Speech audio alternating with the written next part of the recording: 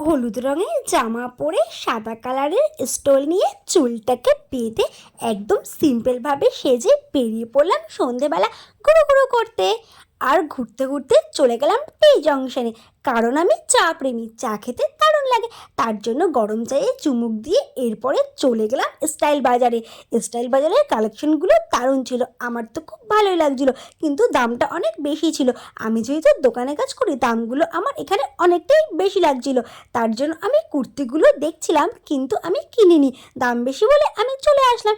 এইখানে একটা কুর্তি আমার খুব মনে ধরেছিল, নিতে বড়ই ইচ্ছে হলো, তবে দামটা মাত্রা ছাড়া ছিল। কিন্তু ওই যে কথায় আছে, কেনো বা না কেনো দেখাশুনো একদম ফ্রি। তার জন্য আমি কুর্তি প্লাজো দেখতে লাগলাম, আর মনে মনে এটাই ভাবলাম, আমি মধ্যবিত্ত, একদিন টাকা জমিয়ে এই শখের জিনিসটা আমি নিশ্চয়ই কিনবো।